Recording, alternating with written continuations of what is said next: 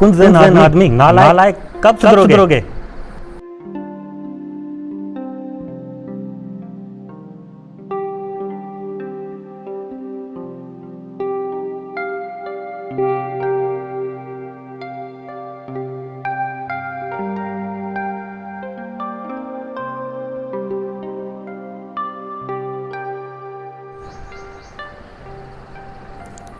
वरी सागी गलती रिपीट करे आवा।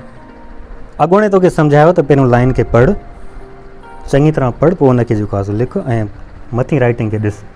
तोखे ॻाल्हि सम्झ में नथी अचे, हिक ई ग़लती हर तो करे, छा कंदे अॻिते हली? डफर कॾहिं ॻाल्हि मुंहिंजी सम्झ में ईंदी तोखे?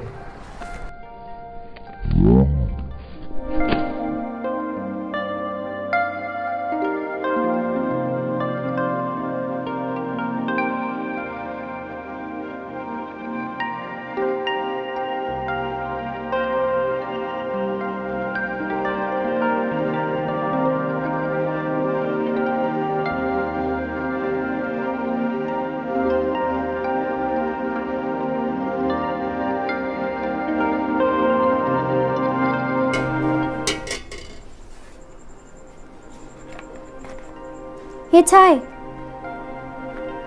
हे छा वठी आया मां? सचमुच नालायक ऐं बेकार माण्हू आहे। कोई भी कम ढंग सां करण नथो अचे तोखे। डफर निकिरी वञ हाणे हितां। अरे फातिमा, तूं कॾहिं आई आहे? हलिया ॿियो ॿुधाए फातिमा, तूं त सुभाणे अचण वारी हुई न? मुझे सुभाणे अचण खे त छॾ आलिया, मूंखे इहो ॿुधाए त आख़िर अहिड़ी कहिड़ी मुसीबत अची वई जो तूं हिकिड़े नंढड़े ॿार सां नालायक जहिड़ो लफ़्ज़ इस्तेमालु कयो? हाणे हिनखे नालायक न चवां त ॿियो छा चवां? चवेसि हिकिड़ी शइ त वठी ॿी शइ थो अचे। अगरि इम्तिहाननि जी तयारी थी करायां त हिन खां कुझु यादि नथो थिए, ऐं तूं थी चवे मां हिनखे दड़को बि न ॾियां। ऐं हा, मां चवां थी मूंखां लिखाए। अहिड़ा अज़ीम इंसान न सुधरण वारा ई न आहिनि, ऐं न ई कॾहिं इहे लाइक़ बणिजी सघंदा। इहो कंहिं वरी चयो त जेके ॿार ग़लतियूं कंदा आहिनि उहे तव्हांजे चवण जे मुताबिक़ कुंद ज़हन ऐं नालाइक हूंदा आहिनि? मूंखे त नथो लॻे त इहे बि कॾहिं सुधरी सघंदा। अच्छा भला मां तोखे हिकु कहाणी थी ॿुधायां, हिकु अहिड़ी छोकिरीअ जी कहाणी जंहिंखे ॿुधण खां बाद में तोखे दिमाग़ जी ताक़त जो अंदाज़ो थी वेंदो। हीअ कहाणी जोडी मिलर नाले हिकु छोकिरीअ जी आहे।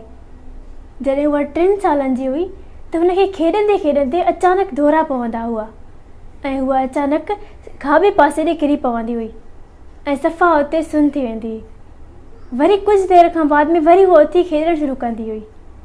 उनजा माउ पीउ इलाही परेशान थिया ऐं उनखे माहिरनि ऐं डॉक्टरनि ॾे वठी विया।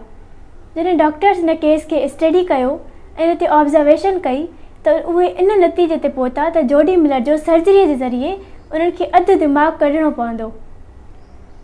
इन सां गॾोगॾु मां तोखे हिकु ॿी ॻाल्हि ॿुधायां त असांजे दिमाग़ जा 2 हिसा हूंदा आहिनि, जिन मां असां हिकिड़े खे राइट हेमिस्फेयर चवंदा आहियूं ऐं ॿिए खे लेफ्ट हेमिस्फेयर चवंदा आहियूं। जेको राइट हेमिस्फेयर हूंदो आहे उन में उहो असांजी पूरी बॉडी जे लेफ्ट हिसे खे कंट्रोल कंदो आहे, ऐं जॾहिं त जेको असांजे दिमाग़ जो लेफ्ट हिसो हूंदो आहे उहो पूरी बॉडी जे राइट हिसे खे कंट्रोल कंदो आहे।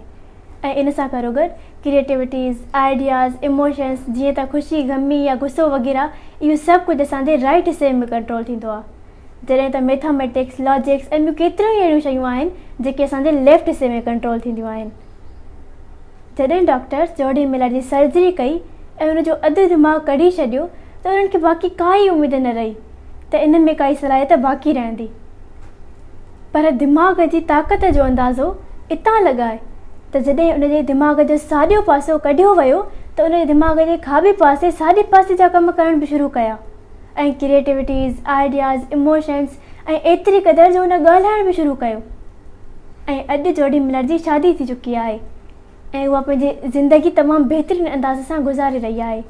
अॼु असां उनखे ॾिसी अंदाज़ो बि न लॻाए सघंदासीं त इन जो दिमाग़ अधु आहे या उहा ई अधु दिमाग़ वारी छोकिरी आहे।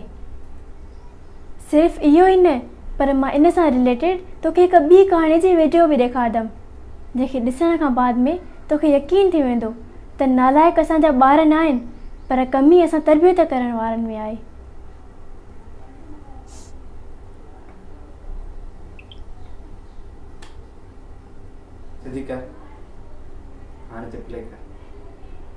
एग्जाम्पल मैं आपको एक बच्ची की दूंगा जिसका नाम कैमरून है। ये ऐसी बच्ची थी जिसके लेफ्ट हेमिस्फीयर में इशू था।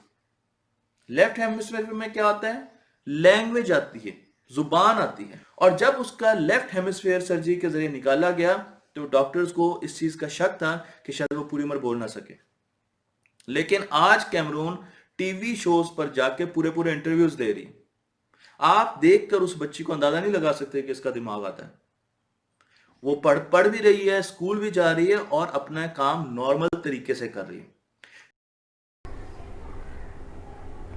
इन्हनि वाक्यनि मां असां इहो अंदाज़ो त लॻाए सघूं था त अगरि कोई ॿार अधु दिमाग़ सां पंहिंजी ज़िंदगीअ खे एतिरे क़दुरु ख़ूबसूरत बणाए सघे थो त पोइ असांजा ॿार छो नालाइक थिया। आलिया, असांजे दिमाग़ जी हिकु ख़ासियत आहे त असां जहिड़ो हुनखे ॻाल्हाईंदा आहियूं उहो पाण खे ओड़ो बणाईंदो आहे।